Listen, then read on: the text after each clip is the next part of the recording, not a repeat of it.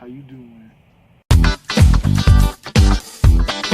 So, this is the team captain of Team ToooBananas. Don't forget, we're still doing our Cincy Bean giveaway. That video will be in the description. Like, comment, and subscribe to that video. Not this one, obviously can't subscribe to videos. But I'm doing a new deck profile on the different Janemba, Supreme Evil Janemba. Pretty awesome. So, you're telling me you run yellow?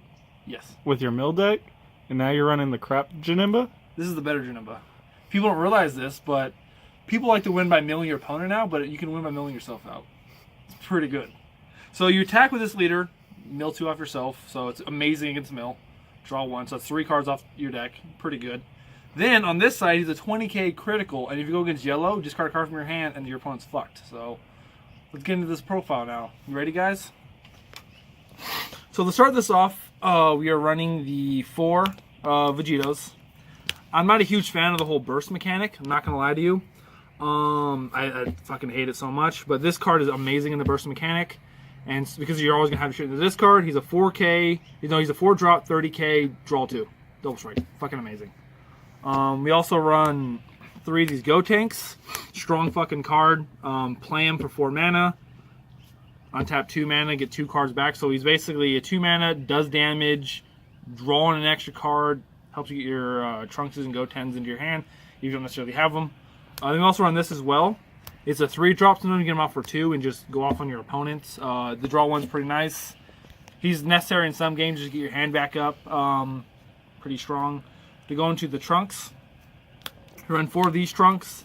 The reason why the Vegeto's even possible is because this Trunks, I think this Vegeto's only really good right now with the blue leader, because there's not many good Trunks out there, and this Trunks is amazing, so playing with the blue leader is pretty solid. For the Go-Tens, we play 3 of the removal Go-Tens. You can run 2 if you want to, and run something else extra if that's what you wish. I like this Go-Ten, that 3, because it's really good removal. Gets rid of shit that your opponents are going to use to try to stop you. Gets rid of blockers. It's wherever you really want to. Then we run 2 of these Go-Tens for early game aggression and for charge possibilities, things like that. For our Gohans, we run the super combo, which is fucking awesome. The fact that your Gohan's a super combo. And with the Sparking 5s, it's super easy to get because you're milling yourself out. And we play 4 of these ones. This Gohan right here is really strong because your hand can easily get low by playing a shit ton of cards every turn. And I built this deck with the idea in mind to honestly control hand control. Like, against hand control, this deck fucking dominates.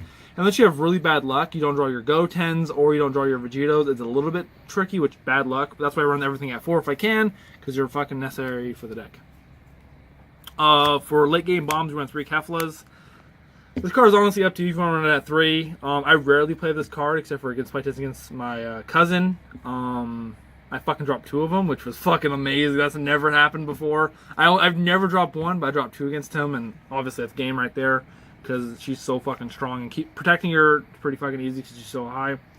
Run 4 of these double strike Champas. They're red cards in case you need to charge 1 of them. Since you're milling yourself away, you don't want to run 2, and since you have so many crit strikers in the deck, and your leader's a crit striker as well, it's such a strong card. Why not max it out at 4? We run 2 objections. Because running at 3, if I draw it late game, it fucking sucks. It's like I'd rather draw 2 of them late game than 3. And we only need to play it once. That way we're 1 turn ahead. If you don't draw 1 turn ahead, it's not a big deal. It does suck a little bit, but it is what it is. We play 1 M2 Planet. M2 Planet could be at 2 if you only want to run 2 Go-Tens. It's not a big deal. I go back and forth between it, but I do love M2 Planet depending on who shows up my locals, because they usually play the kind of the same decks. And so M2 is pretty strong depending on who I go against. Or you can sideboard it out or take it out if you don't like it. 4 beans, because fucking why not. 4 negations, we run 2 Dimension Magic. There used to be 3 in the deck. I don't know what happened. The deck kind of evolved away from 3, but there's only 2 now. And I run 2 of these cards right here, because this stripes those no-brainer Shenron decks, because people like to just, you know, Shenron, like, oh yeah, I'm super good, guys, I play Shenron. Nope, not anymore. Get rid of that triple attack.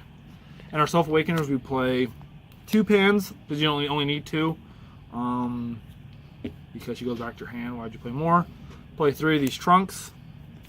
One of my favorite combos in the game is the first time you attack with him, double strike with Champa, so you do 2 damage right away. It's pretty fucking nice. But you don't always need to. You can just honestly just keep swinging with him. He's easy to protect because of the way the deck runs. Going into sideboard now, Sideboard is a little bit. You can switch around a little bit, honestly. I run 3 of these, depending if the mill players show up to the locals. Take them out. If I don't see a mill player, I'll just take it out. But this card fucking destroys a mill. And if there's more than one mill player, I'll throw another. I throw the West Kaizen the main board because they usually play Dendays. I'm not trying to have my fucking mana destroyed, and so this card right here comes out a lot faster. I play 2 commies. If you want to play more of this card on the sideboard, you can. I play 2 just because I don't have to need it, because I just keep swinging through my opponent's shit, but it's still really strong.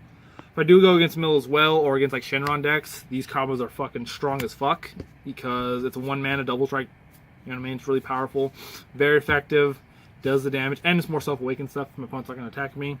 Super clutch card right here. These Piccolos are amazing against mill decks. They come out of World Martial Arts. No one ever knows what this card does. They always have to read the card. People like forget about this card completely. I think, in my opinion, it's a little bit better than Dende in this deck. Dende requires 3 mana. This requires 2. Dende can be strong, whatever, but I like the Dende. You draw a card for 1 more mana, and it does guarantee the mana destruction. But this is just nice if you're going second. You know what I mean? I play 2 of these. If your opponent gets an opponent special summons a lot of stuff, this card clutches the shit out of everything. And it's a self-awakener as well, so it's basically a draw 1, lock your opponent out from doing stuff. Play 3 of these Vegetas. The reason why they're in sleeves is because they're part of the pan deck, and so I just keep them in there. Helps you self-awaken a lot easier if you're going against like a Shenron deck as well, or against another deck that's not going to attack you too much, like a control deck, because he takes 2 life, so it's going to awaken you, and he has a huge fucking body. So the variation with the sideboard are these cards. An M2 plan if you want to swap something out. Another Dimension Magic. 3 of these Vegetos if there's swap players there if you want to. 2 Mafubas. You can also do things like swap it out with more commies, more Dimension Magic than the peel off if you want to, or even the Gojitas. The 5-drop Gojitas are really strong because you play 5 mana, draw 2, remove 2 things off the board. It just really depends on what you want. That's the deck. I've done pretty well with this deck. 2 tournaments I got top 4. A third one I would have got top 4 with the deck. But my opponent misread Janemba's activate auto ability, activate main ability, which if your opponent plays a counter play card, they discard 3. Well, my opponent played a Nimbus against me and discarded hella cards out of his hand. I wasn't super paying attention. He played the Nimbus and he just put him in the discard. And I swung at him and he had no combo power. I was like, that's kind of weird. So after the game, I was like, so what happened to your hand? Like, why did you get... did you play a bunch of stuff or whatever? Or whatever. He's like, no, I discarded 3 for Janemba effect. I was like, what do you mean? You didn't play Crucial Ball Bloodlust? He's like, oh, I thought it was any counter card. I was like, no. So we rewound the game back. He ended up beating me. Though, even if we would have had those 3 cards in his hand, I still would have won, because we just counted up the combo power. He still couldn't even stop my attacks, regardless. But, you know, I was nice enough, so instead of going 3-1 in the tournament, I went 2-2. Not a big deal. I'm a nice guy. We had extra time, so I gave him a chance. But that's the deck. Also, one of the tournaments I got top 4 in, I got third one game. The other game I got second place. And the one that I actually got second place against, I was against Mike Hoover. Basically, in my opinion, it came down to whoever went first.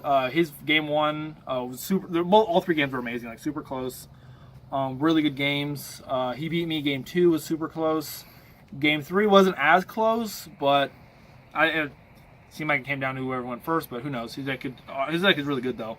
He's playing that mono blue Hirudegan deck, really fucking strong. But that's Team ToooBananas signing out.